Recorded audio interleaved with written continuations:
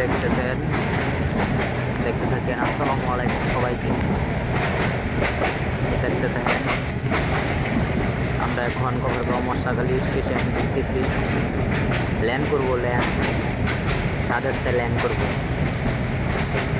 এই যে দেখেন ছাদেরতে ল্যান্ড করতেছে, এই যে বৃষ্টি করতেছে, খেতা গস্তা খেতা এরা, তারপরে মনে করে বৃষ্টি গিরাইতেছে। এই যে দেখেন অবস্থাটা দেখেন।